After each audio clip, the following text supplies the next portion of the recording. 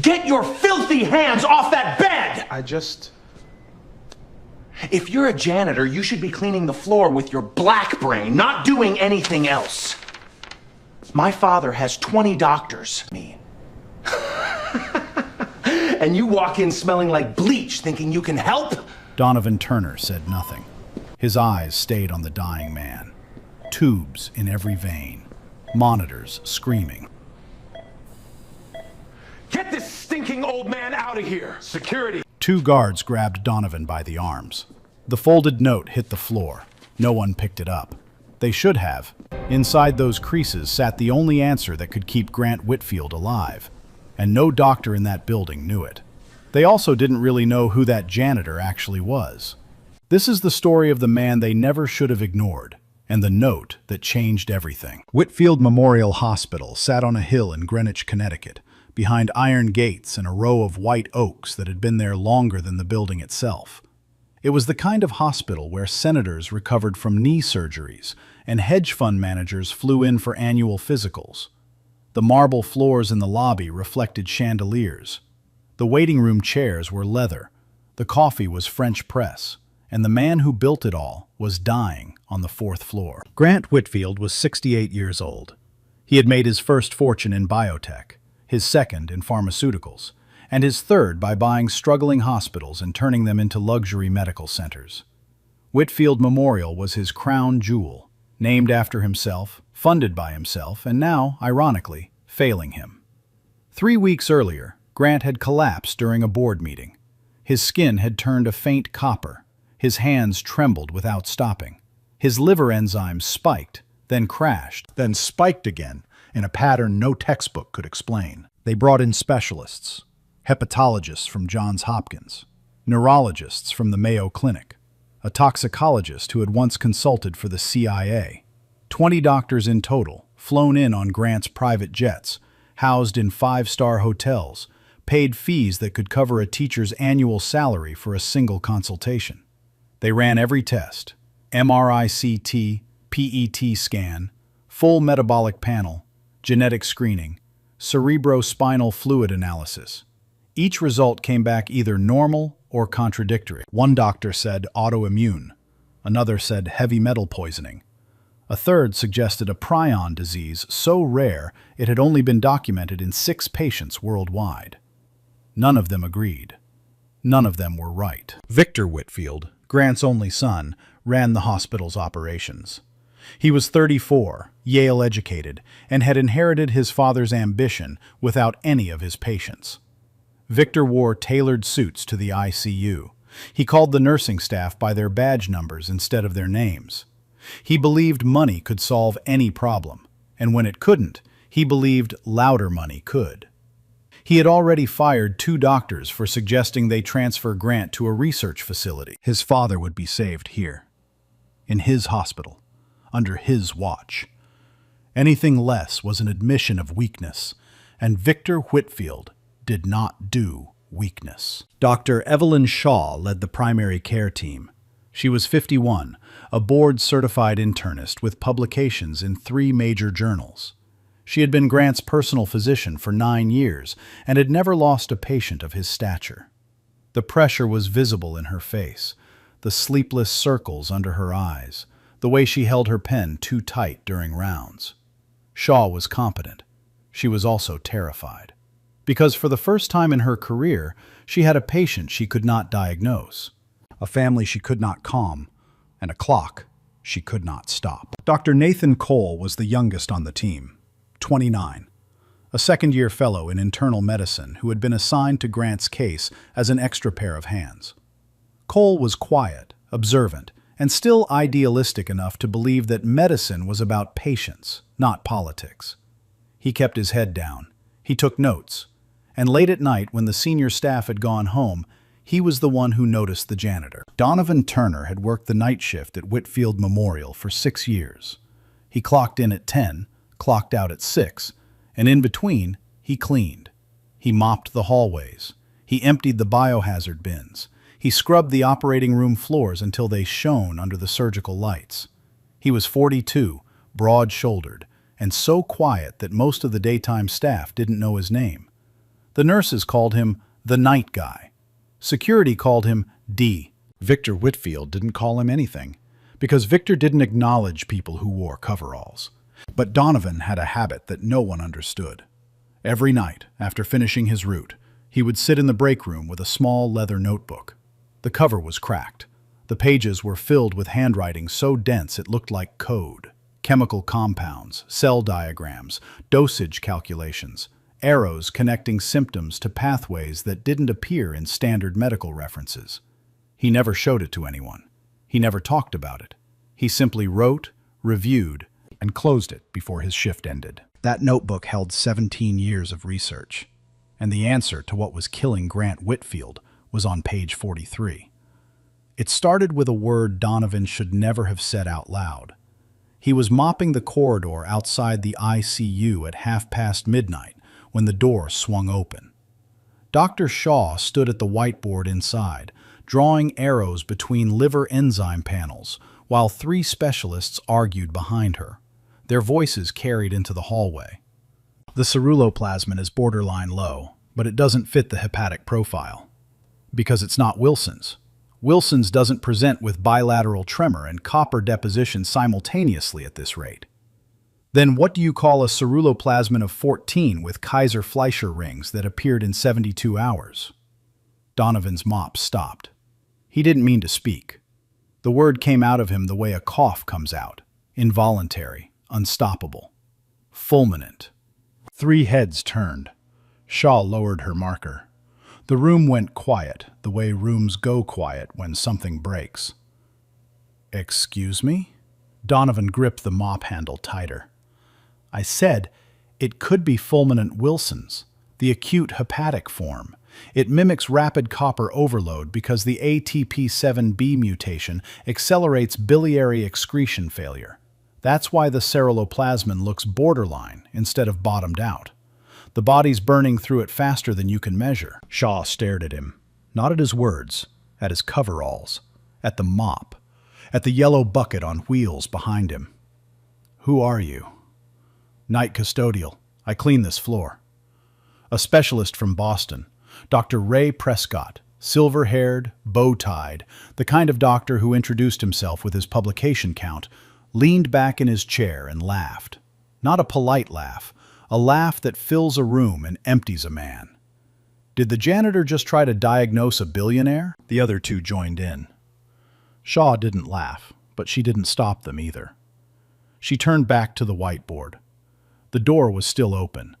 Donovan stood in the frame, mop in hand, illuminated by fluorescent light like a man on trial. That was when Victor Whitfield arrived. He had been watching from the nurse's station monitor. He walked down the hallway with the kind of stride that announces authority before a single word is spoken. His shoes clicked on the marble. His tie was knotted at 1 a.m. like he had somewhere important to be. What are you doing outside my father's room? I was cleaning the... You were talking. I heard you. I heard every word. Victor stepped closer. His cologne hit the air between them, sandalwood and money. Let me make something very clear to you, Donovan. You push a mop. You empty trash cans. You exist in this building because someone has to clean up after the people who actually matter. Donovan's jaw tightened. He said nothing. You don't speak to doctors. You don't look at charts. You don't stand outside ICU doors pretending you understand words you can't even spell. Victor turned to the nearest nurse. Log this. If he comes within 30 feet of the 4th floor again, call security. Actually, reassign him. Restrooms. Basement level. Effective now. The nurse hesitated. Mr. Whitfield, he was just... Did I ask for your opinion? She looked down. Typed something into her tablet. Donovan was reassigned before 2 a.m. His new route covered the basement, the morgue corridor, the boiler room, the storage units that smelled of damp concrete and old gauze. The floors down there were cracked linoleum, not marble. No chandeliers, no leather chairs, just buzzing lights and the hum of machines keeping the building alive from below. He mopped in silence. But his notebook sat open on a supply shelf behind him, turned to a page covered in diagrams of copper metabolism pathways. arrows, dosages, a circled phrase in red ink. Maternal case, same progression, 23 days. His mother had died on day 25. Her name was Ruth Turner. She had been 51 years old, a school librarian in Baltimore who started dropping things in February and was gone by March. The doctors called it liver failure of unknown origin. They wrote idiopathic on the death certificate, which is the medical profession's way of saying, we don't know and we've stopped looking. Donovan was 25 then, a third-year doctoral candidate in molecular medicine at Johns Hopkins. His research focused on rare hepatic disorders, specifically genetic mutations in copper transport proteins. He was brilliant. His advisor said so. His peers said so. His published paper on ATP7B variants had been cited 41 times before it was retracted. The retraction came from Professor Harold Bennett.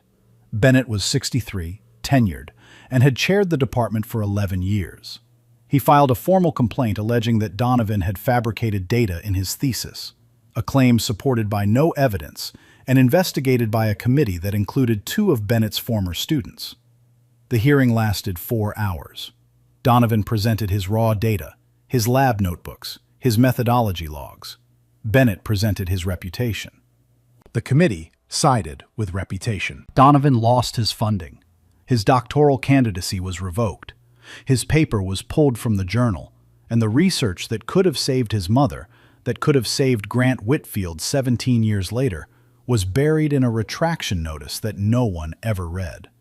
He left Johns Hopkins in a taxi with 2 boxes of belongings and a leather notebook he refused to stop writing in. For 17 years, Donovan Turner worked as a janitor. He cleaned hospitals, clinics, and medical offices across the East Coast.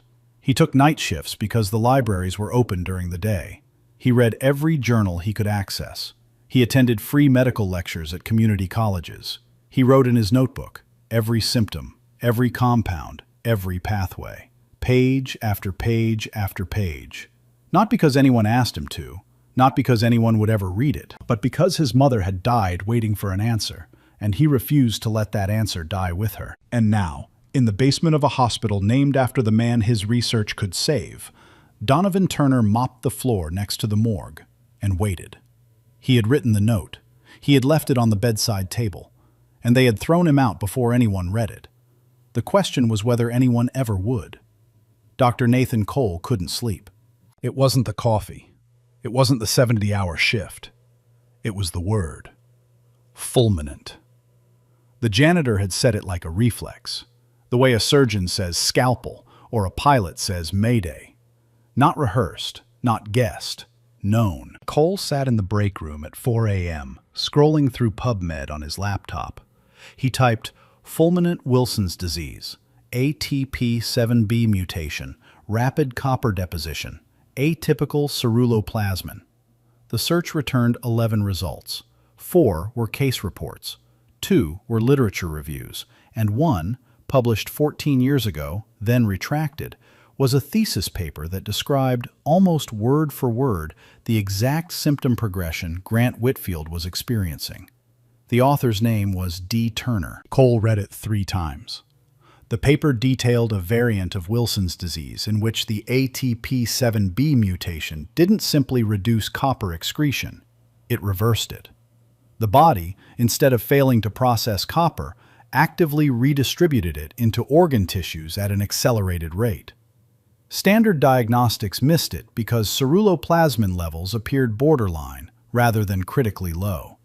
The copper was hiding in plain sight, bound to albumin, circulating freely, depositing in the liver, brain, and cornea simultaneously. The retraction notice was brief. Data integrity concerns raised by faculty review. No specifics, no rebuttal published, just a name erased from the record. Cole closed his laptop. He walked to the basement. He found Donovan in the boiler room corridor, wringing a mop into a yellow bucket. The fluorescent light above him flickered every 8 seconds. The air smelled of chlorine and rust. "Your name is D. Turner." Donovan didn't look up. "My name is Donovan. I work custodial." "You wrote a paper. Johns Hopkins. ATP7B copper redistribution in Fulminant-Wilson's variants. It was retracted in 2012. Donovan's hand stopped wringing. Water dripped from the mop into the bucket. 3 drops. 4. He still didn't look up. That paper described exactly what's happening to Grant Whitfield right now. Every symptom, every marker, the ceruloplasmin pattern, the bilateral tremor, the Kaiser-Fleischer rings appearing in under 72 hours. Cole stepped closer. "Who are you?" Donovan finally raised his eyes. They were steady, not angry, not pleading, just tired. The kind of tired that comes from carrying something heavy for a very long time. "I'm someone who watched his mother die of the same thing." Cole felt the air leave his chest. "Ruth Turner, 51, Baltimore. She presented with hand tremors in February, liver failure by March. 23 days from first symptom to death. The doctors called it idiopathic. I called it what it was. And I spent the next 17 years proving it." He reached behind a supply shelf and pulled out the leather notebook. He opened it to page 43. The page was dense, handwritten chemical equations, dosage tables, a flowchart tracing copper from ingestion through hepatic processing to organ deposition. At the bottom, circled in red, chelation protocol, modified D-penicillamine plus zinc acetate, staggered 6-hour intervals. Effective window, 72 hours from coma onset. Cole stared at the page. His medical training told him to be skeptical. His instincts told him he was looking at the work of a man who had spent more hours on this single disease than most doctors spend on their entire careers. "He's dying because they're looking at the wrong organ," Donovan said. "They keep treating the liver, but the copper isn't staying in the liver. It's moving. Brain, kidneys, heart. By the time the liver panels look critical, the damage is everywhere else. You have to chase it, not wait for it." Cole looked at the notebook, then at the mop, then at Donovan. "Why didn't you fight the retraction?" "With what? Bennett had tenure. I had a bus ticket." Cole exhaled. He took out his phone and photographed page 43. Donovan watched him, but didn't stop him. "I can't promise anything," Cole said. "I'm not asking you to promise," Donovan replied. "I'm asking you to run 3 tests. Urinary copper, 24-hour collection, serum-free copper index, and a brain MRI with copper-sensitive sequencing. If I'm wrong, you lose nothing. If I'm right, you save his life." Cole put the phone in his pocket. He turned toward the elevator. Then he stopped. "Why did you stay? Working here, cleaning floors. Why not leave?" Donovan picked up his mop. "Because this is the only hospital in the country with a patient who has what my mother had, and I wasn't going to let it happen twice." The elevator doors opened. Cole stepped in. The doors closed. Downstairs, Donovan wrung the mop again. The water had gone cold. Cole ran the first test at 5 a.m., while the senior staff slept. He ordered the 24-hour urinary copper collection himself, logging it under his own authorization code. The lab technician, a woman named Sheila who had worked the night shift longer than anyone in the building, looked at the order and raised an eyebrow. "Urinary copper? Nobody ordered that in 3 weeks." "I'm ordering it now." "This came from Shaw's team?" "It came from me." Sheila shrugged and processed the sample. Results would take 12 hours. Cole didn't wait. He requested the serum-free copper index next. This one was faster. A blood draw, a calculation, and a comparison against reference values that most doctors never used because most doctors never suspected what Donovan suspected. The result came back at 9:17 a.m. Serum-free copper, 38 micrograms per deciliter. Normal range, 10 to 15. Cole stared at the number. His hand trembled against the lab printout. The copper wasn't just elevated, it was catastrophically high, circulating freely in Grant Whitfield's bloodstream, unbound, unregulated, depositing into every organ it touched. The janitor was right. He pulled out his phone and looked at the photograph of page 43. Donovan's handwriting filled the screen. The protocol was specific. Modified D-penicillamine combined with zinc acetate, administered in staggered 6-hour intervals. Start within 72 hours of coma onset, or the organ damage becomes irreversible. Grant Whitfield had entered a semi-comatose state 16 hours ago. The clock was already running. Cole took the lab results to Dr. Shaw at 10 a.m. She was standing outside the ICU with a cup of coffee that had gone cold, reviewing a printout of Grant's overnight vitals. Her eyes were bloodshot. "I ran a serum-free copper index," Cole said. Shaw looked at him. "Who authorized that?" "I did." "On whose recommendation?" Cole hesitated. He could lie. He could say he read a journal article. He could say it was a hunch. But he had watched this team spin in circles for 3 weeks while a man died in slow motion, and he was tired of circles. "The janitor." Shaw's expression didn't change for 3 full seconds. Then it did. A slow collapse, like a building coming down floor by floor. Disbelief, offense, then something worse, contempt. "You ran a diagnostic test on a billionaire patient based on the medical opinion of a man who cleans toilets. His name is Donovan Turner. He published a paper on this exact condition at Johns Hopkins before it was retracted. The serum-free copper came back at 38. Normal is 10 to 15. He's right, Dr. Shaw. The copper is free-floating. It's depositing everywhere. And if we don't start chelation therapy within the next 56 hours, Grant Whitfield will die the same way Donovan Turner's mother did." Shaw set her coffee down. She picked up the lab printout. She read it. She read it again. "One abnormal lab value doesn't confirm a diagnosis." "Then let me run the third test. Brain MRI with copper-sensitive sequencing. If it shows deposition in the basal ganglia, we'll know. And if it doesn't? Then I'll drop it. But if it does, and you didn't act, you'll have to explain to the board why you ignored a treatable diagnosis because it came from the wrong person." Shaw stared at Cole for a long time. Her jaw worked. Her fingers pressed white against the printout. She was calculating. Not medicine, but politics. The risk of acting versus the risk of not acting. The risk of being wrong versus the risk of being right too late. "Run the MRI," she said. "And if you ever go behind my back again, I'll have your fellowship revoked before lunch." The MRI was scheduled for 2 p.m. At 1:47 p.m., Victor Whitfield walked into the imaging suite. "What is this?" The MRI technician froze. Cole stepped forward. "Your father's care team ordered a brain MRI to—" "I know what an MRI is. I'm asking why. Shaw's protocol doesn't include brain imaging." "New lab results suggest we need to—" "New lab results from whom?" Victor's eyes narrowed. "This is the janitor's idea, isn't it?" Cole didn't answer. His silence was loud enough. Victor pulled out his phone. "I want Donovan Turner terminated. Today. Security escort off the premises. No severance. No references.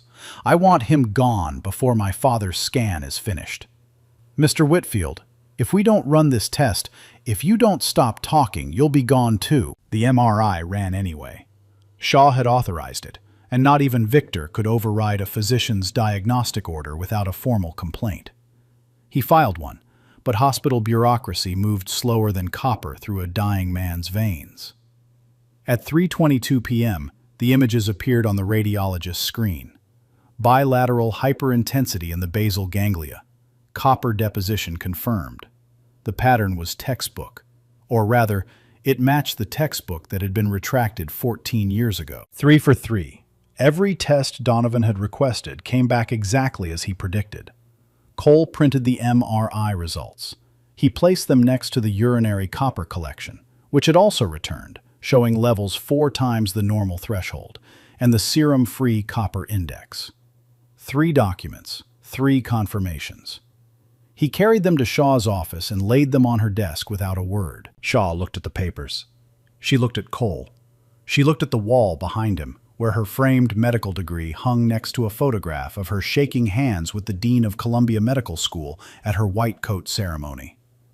"Who is he?" she whispered. "He's the man who solved this disease 17 years ago," Cole said. "And we erased." At 4 p.m., Donovan Turner's employee badge was deactivated. Security found him in the basement, mopping the morgue corridor. They told him to leave his equipment and follow them. He set the mop against the wall, put the leather notebook in his back pocket, and walked out through the loading dock. He didn't argue. He didn't shout. He walked to the bus stop across the street, sat down on the bench, and waited. Grant Whitfield had 52 hours left. Cole didn't go home that night. He sat in the hospital library with his laptop open and a stack of printed MRI images beside him. He wasn't looking at Grant Whitfield anymore.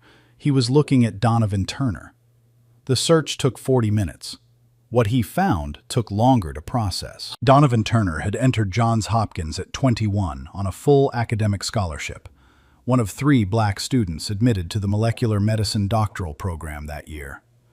His undergraduate GPA was 3.96. His GRE scores placed him in the 99th percentile. His first-year research on copper transport proteins earned him a departmental commendation and a co-authorship on a paper published in the Journal of Hepatology. By his 3rd year, he was leading his own research. His thesis, ATP7B redistribution variants in fulminant Wilson's disease, a novel pathway model, proposed that a subset of Wilson's patients didn't simply fail to excrete copper. Their mutations caused active redistribution. Copper moved.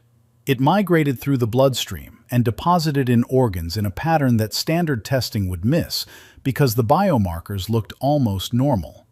Not low enough to alarm, not high enough to diagnose, just wrong enough to kill. The paper was published. It was cited 41 times in 18 months. Researchers in Germany and Japan referenced it in their own work. A team at Oxford began replicating his pathway model. Donovan Turner, at 24 years old, was on the verge of rewriting how the world understood Wilson's disease. Then, Harold Bennett filed his complaint. Cole found Bennett's faculty page. Still active, still tenured, still chairing the department 20 years later. His photograph showed a man with white hair and a smile that looked practiced. His list of publications ran 2 pages long, and the 3rd entry from the bottom was a paper on copper metabolism published in 2013, 1 year after Donovan's retraction. Cole opened it. He read the abstract. He read the methodology. He read the conclusion. His hands went cold. Bennett's 2013 paper used the same pathway model Donovan had proposed, the same copper redistribution theory, the same ATP7B variant classification. The language was different, restructured, paraphrased, filtered through academic jargon that made it look original, but the bones were identical. The skeleton of Donovan's work, dressed in someone else's clothes. Bennett hadn't just destroyed Donovan's career, he had stolen his research. Cole printed the paper. He placed it next to Donovan's retracted thesis. He highlighted the matching sections, 14 in total. 14 passages where the ideas aligned so precisely that coincidence was mathematically impossible. He carried both documents to Shaw's office at 11 p.m. She was still there. The coffee was fresh this time. Her hands were not. "Read this," Cole said. Shaw read Bennett's paper first, then Donovan's retracted thesis, then Bennett's again. Her eyes moved between the 2 documents like a pendulum. "Bennett was your mentor at Columbia, wasn't he?" Cole asked. Shaw didn't answer. She didn't need to. Her face answered for her. The slow drain of color, the way her lower lip pressed inward, the realization settling like sediment in still water. "He stole the research," she said. Not a question. "He stole the research, retracted the original, and published it under his own name a year later. And the man who actually wrote it has been mopping our floors for 6 years." Shaw closed her eyes. When she opened them, something had shifted.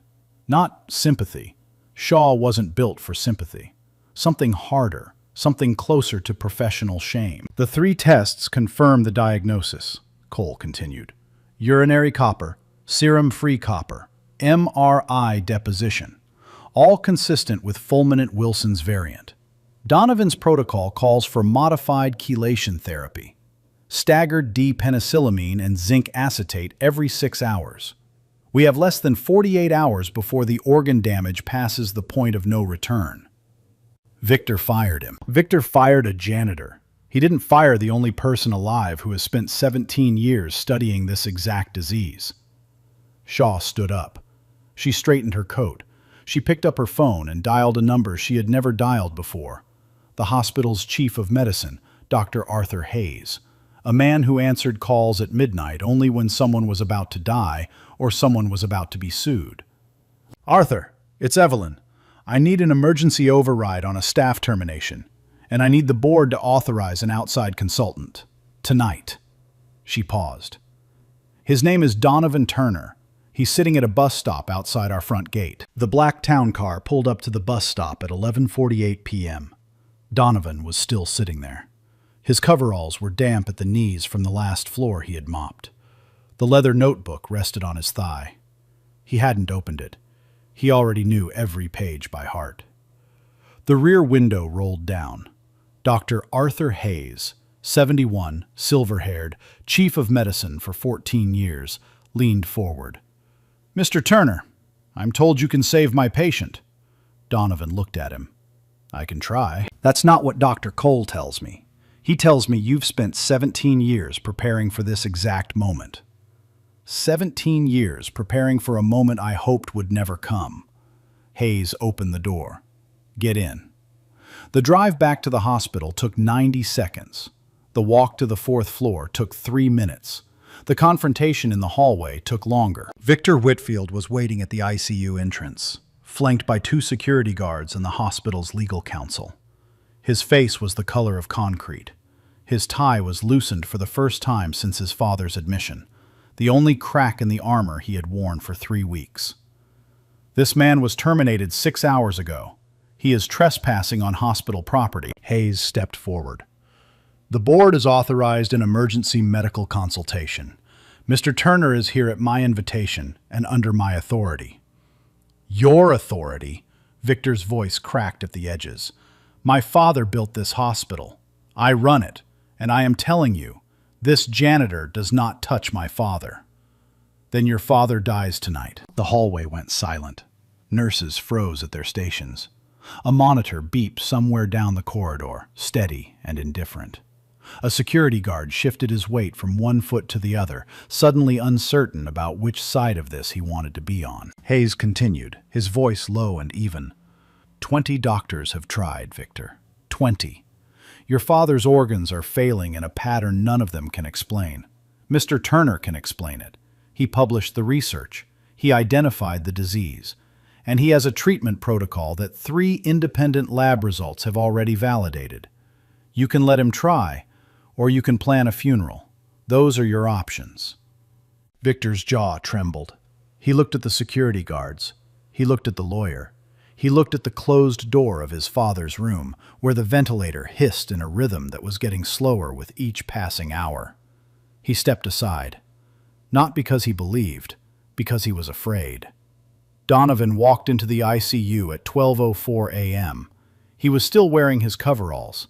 He carried no briefcase, no stethoscope, no badge, just the leather notebook and the knowledge inside his own skull. Grant Whitfield lay on the bed like a man made of wax.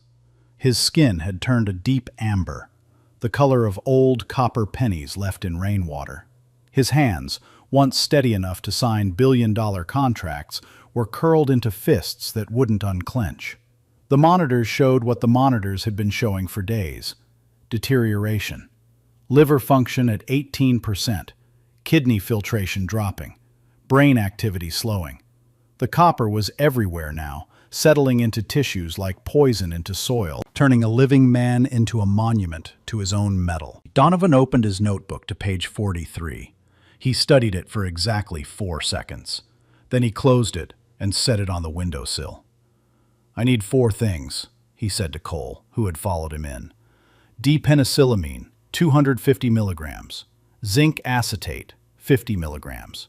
A central line if he doesn't already have one, and 6 hours.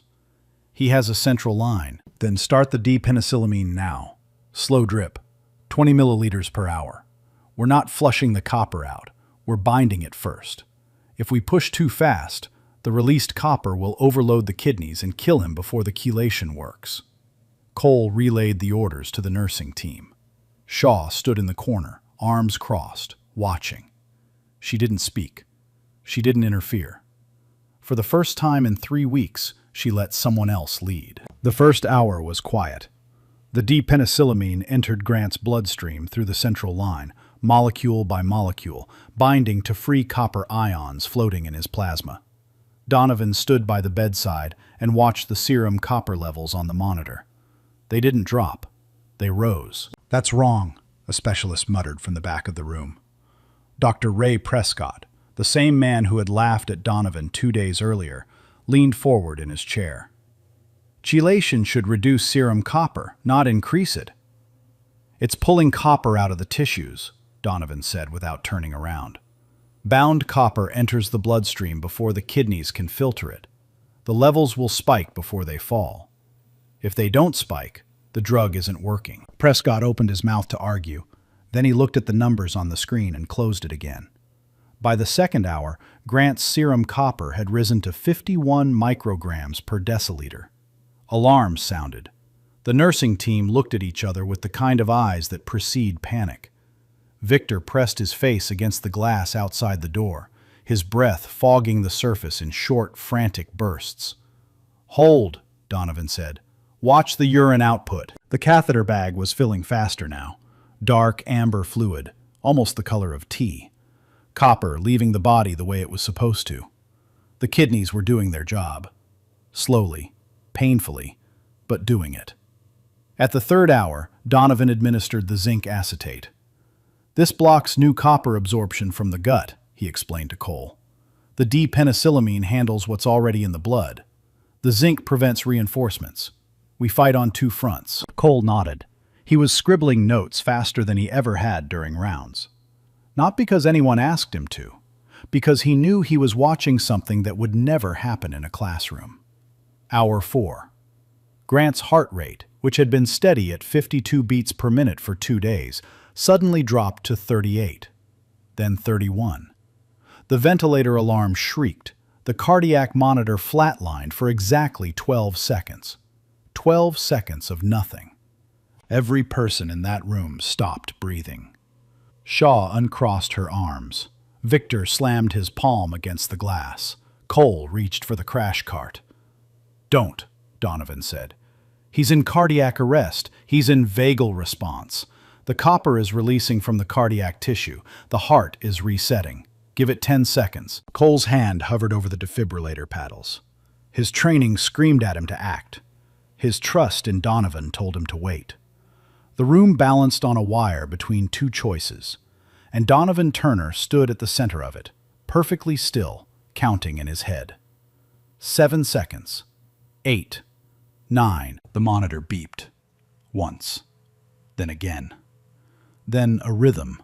Slow, irregular, but present. 42 beats per minute. 45. 48. The heart was coming back, beating its way through the copper that had been strangling it for weeks. Donovan exhaled. It was the first time anyone in the room had seen him show any sign of strain. His left hand trembled at his side, just once, before he steadied it. "Continue the drip," he said. "Same rate. Don't adjust." Hour 5. The serum copper levels began to fall. 51 became 44. 44 became 37. The urine output continued, dark, heavy, loaded with the metal that had been killing Grant Whitfield from the inside out. The liver enzymes, which had been swinging wildly for 3 weeks, began to stabilize. Not normal, not yet, but stable. A word that hadn't applied to Grant Whitfield since the day he collapsed. Shaw walked to the bedside. She looked at the numbers. She looked at Donovan. And for the first time she spoke to him not as a janitor, not as an intruder, but as a colleague. "What's the 6-hour marker?" "Serum copper below 25. Urine copper above 900 micrograms. If we hit both, The chelation is binding faster than the redistribution. We win. Hour 6. 6:04 a.m. The sun hadn't risen yet, but the room was already bright. Every overhead light on, every monitor glowing, every face turned toward the same two numbers on the screen. Prescott stood now. His bow tie hung loose. His arms were folded not in judgment, but in something closer to reverence. Serum copper, 22. Urine copper, 943 micrograms. Cole let out a breath he didn't know he was holding. A nurse covered her mouth. Shaw closed her eyes and nodded once, a single, tight motion that contained more respect than any sentence she had ever spoken. Donovan stood by the window. The first light of dawn was touching the white oaks outside. His reflection in the glass showed a man in custodial coveralls, hands at his sides, perfectly still. Somewhere in the parking lot below, a car door closed. Somewhere in Baltimore, his mother's grave sat beneath a headstone that read, Ruth Turner, beloved mother, cause unknown. It wasn't unknown anymore. At 7:12 a.m., Grant Whitfield opened his eyes. They were clear. The amber tint in his skin had already begun to fade. His fingers uncurled for the first time in days. He looked around the room, at the doctors, the nurses, the machines, and then at the man standing by the window in the blue coveralls. "Who are you?" Grant whispered. Donovan turned from the window. "I'm the night janitor, sir." Grant's eyes moved to the leather notebook on the windowsill, then back to Donovan's face. "No," he said, "you're not." "Hold on, I gotta stop here. 6 years mopping floors in a building where his own research could have saved lives. They laughed, fired him, stepped on his note, and he still walked back in. Would you? Honestly? Because I don't think I could." Grant Whitfield recovered faster than anyone expected. Within 48 hours, his liver enzymes returned to near normal levels. The tremors in his hands faded to a faint vibration, then stopped entirely by day 3. The copper-tinted hue of his skin lightened until it was just skin again, pale, lined, belonging to a 68-year-old man who had almost died and now understood exactly how close he had come. Cole monitored the chelation protocol around the clock, following the staggered dosing schedule Donovan had outlined, down to the minute. The modified D-penicillamine and zinc acetate worked in tandem, one pulling copper from the tissues, the other blocking new absorption. By day 4, the serum copper had dropped to 11 micrograms per deciliter. Normal. For the first time in a month, Grant Whitfield's body was not at war with itself. On the 5th morning, Grant sat up in bed. He asked for his reading glasses. He asked for coffee. And then he asked for the folded note. Cole retrieved it from the medical records office, where it had been placed in an evidence bag after being collected from the ICU floor. The creases were deep. The handwriting was small and precise. A diagnosis, a treatment plan, and 3 recommended tests, written on a single sheet of paper torn from a leather notebook. Grant read it slowly. He turned it over. He read it again. 20 doctors, he said. I flew them in from 6 states. I paid them more than most families earn in a year. And the answer was on a piece of paper written by a man my son called a stinking old man and threw out of the room. He folded the note along its original creases and held it against his chest. "Bring him to me." Victor, standing at the foot of the bed, opened his mouth. "Dad!" "I didn't ask for your opinion, Victor. I asked for Donovan Turner. Bring him to me, now."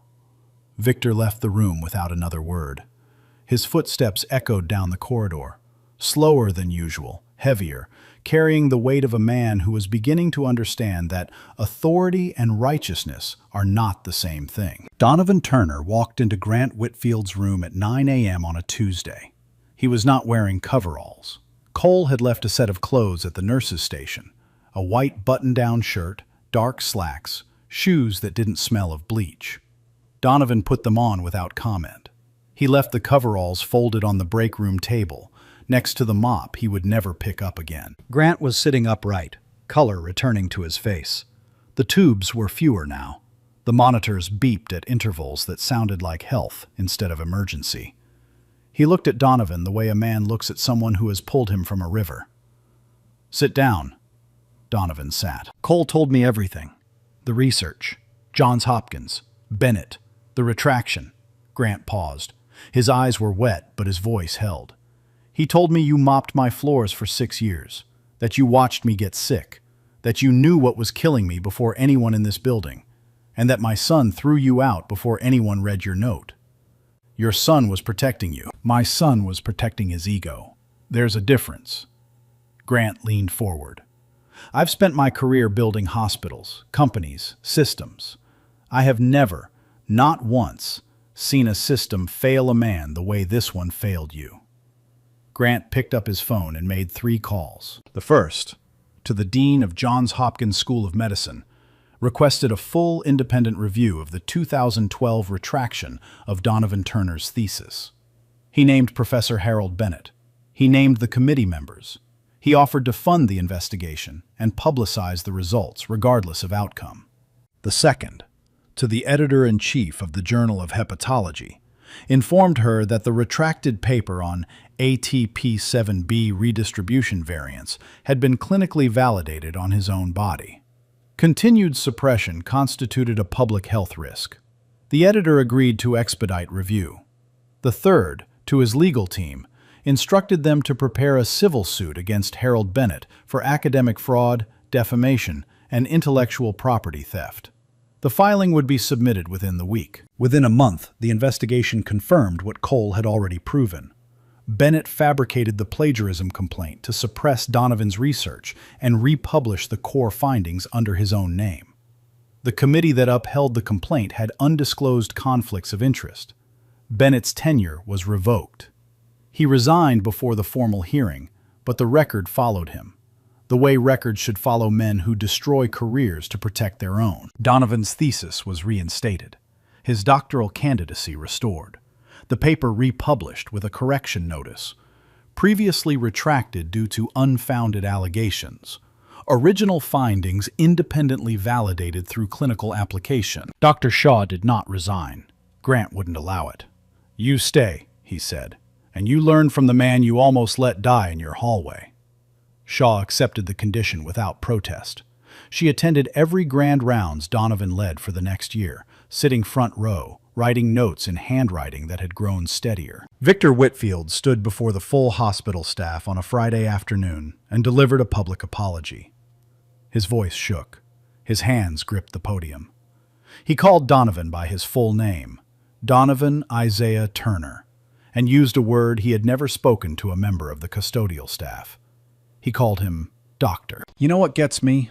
The professor who stole his work kept his job 20 years. Promotions, awards, papers built on stolen ideas, while Donovan cleaned toilets.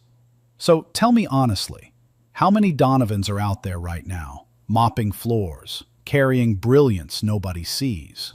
Grant established the Ruth Turner Foundation for Rare Disease Research, funded with an initial endowment of $40 million. The foundation's first hire was its director, Dr. Donovan Turner, appointed to lead the newly created Department of Rare Hepatic Disorders at Whitfield Memorial Hospital.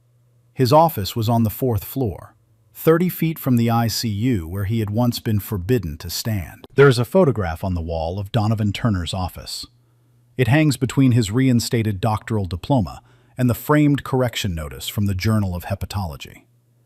The photograph shows a woman in a floral dress, standing in front of a public library in Baltimore, holding a stack of books against her hip, and smiling like the world had just told her a secret she already knew. Ruth Turner, 51 years old in that picture, dead 3 months later from a disease no one bothered to name. Below the photograph, mounted in a simple black frame, is a folded piece of paper. The creases are deep. The handwriting is small. The ink has faded slightly at the edges, the way ink does when it has been handled too many times by hands that believed in what they wrote. That note saved a billionaire's life. But it was never written for a billionaire. It was written for a mother who didn't get saved. For a son who was told he didn't belong in the rooms where saving happened. For every person who has ever carried an answer inside them, while the world told them they weren't qualified to speak. Donovan Turner was not a janitor who got lucky. He was a scientist who got erased. and refused to disappear. He spent 17 years in basements and break rooms, studying by fluorescent light, writing in a notebook no one asked to see, preparing for a patient he hadn't met yet. Not for glory, not for revenge, because his mother deserved an answer, and he was the only one still looking. 20 doctors couldn't save Grant Whitfield, not because they lacked skill, because they lacked the one thing Donovan Turner had more of than anyone in that building: a reason to keep searching when everyone else had stopped. The next time you walk past someone mopping a floor, pushing a cart, cleaning a window, remember this: you don't know their story, you don't know what they carry, and you don't know what they know. If this story moved you, share it with someone who needs to hear it today. Drop a comment. Have you ever been underestimated because of how you looked? And if you haven't already, subscribe. The next story might be yours. Hashtag Justice for Donovan. Hashtag Talent has no dress code. Hashtag 20 doctors.